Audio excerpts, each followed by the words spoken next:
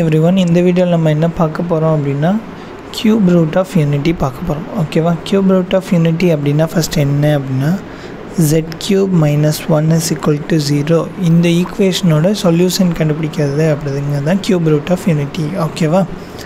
அப்போது இதுக்கு சொல்யூஷன் வேணும் அப்படின்னா முதல்ல -1 அந்த பக்கம் கொண்டு போயிருங்க. ஓகேவா?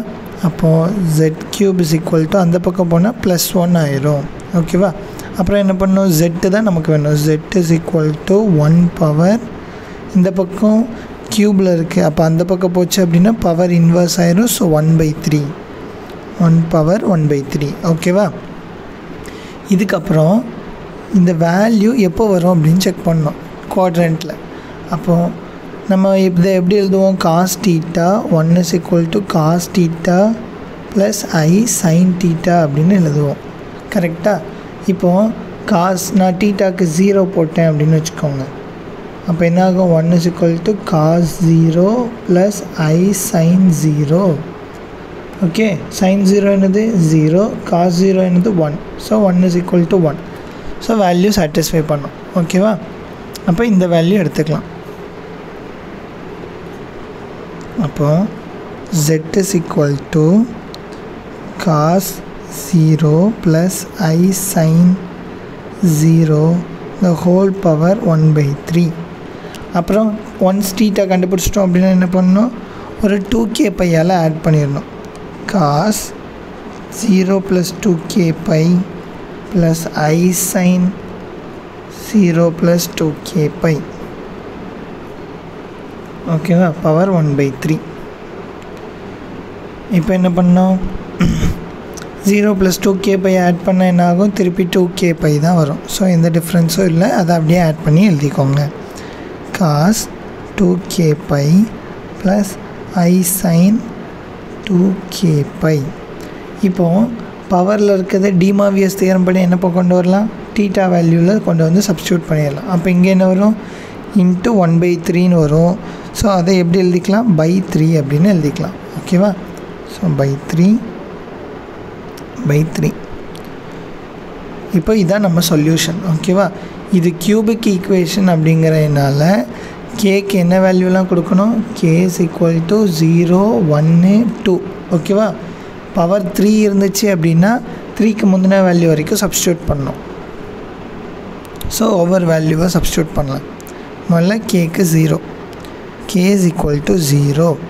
அப்போ செட் என்ன ஆகும், cos 0 + I sin 0. ஓகேவா? கேக்கு நான் 0 போட்டேன் அப்படின்னா இந்த மொத்த டேர்மும் 0 ஆயிரும். ஸோ இது ஃபுல்லாக 0 அதுமாதிரி இந்த term 0.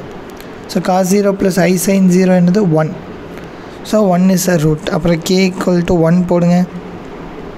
z is equal to cos 1 போட்டோம் அப்படின்னா என்ன ஆகும், இது 1 ஆயிரும்.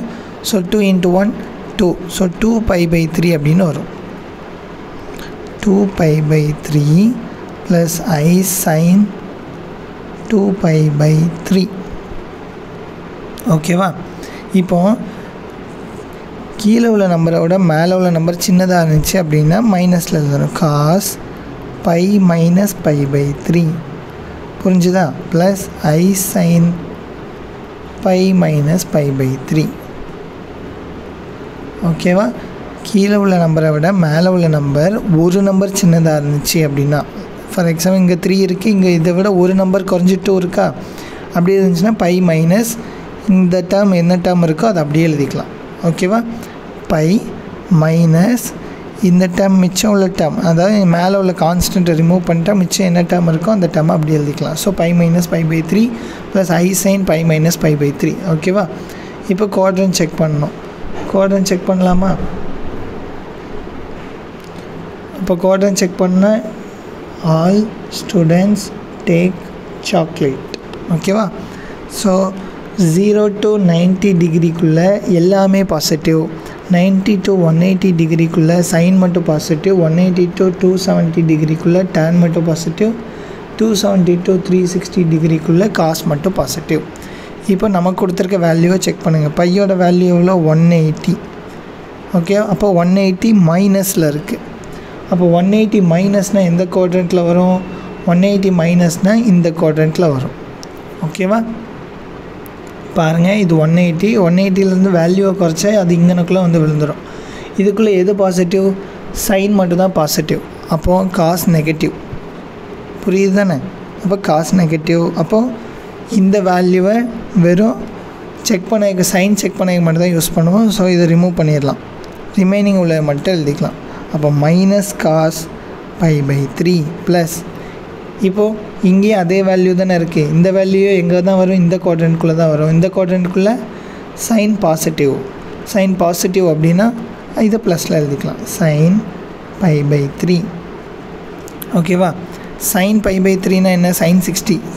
ஓகே. காஸ் π/3 அப்படின்னா -1/2 ப்ளஸ் i இருக்குது, i √3/2. ஓகேவா? வேல்யூ ஞாபகம் வச்சுக்கணும்.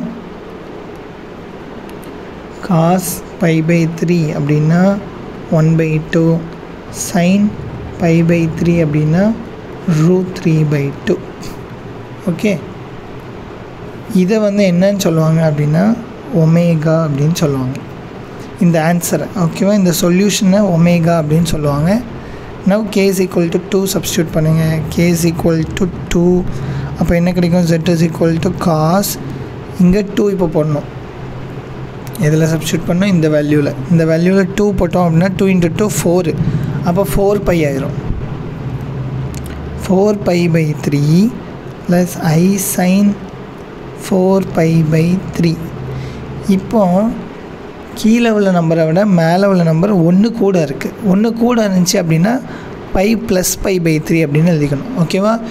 இந்த வேல்யூ சின்னதாக இருந்துச்சு அப்படின்னா π மைனஸில் எழுதணும். அதுவே இந்த வேல்யூ பெருசாக இருந்துச்சு 3ஐ விட அப்படின்னா π ப்ளஸ்ன்னு எழுதிக்கணும். ஓகேவா? அப்போ அடுத்த step cos π + π/3 plus i sin π + π/3. இப்போ மறுபடியும் குவாட்ரண்ட் செக் பண்ணோம். 180 ப்ளஸில் இருக்குது. இப்போ திருப்பி எழுதிக்கலாமா?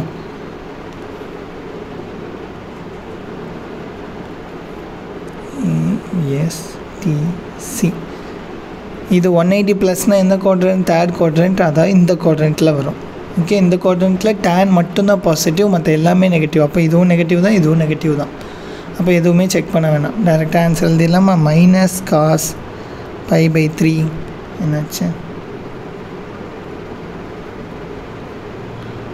Minus cos π/3 plus i sin, இங்கேயும் மைனஸ் தானே, காஸ் மட்டும் தானே பாசிட்டிவ். அப்போ இதுவும் மைனஸ் தான். Minus i sin π/3.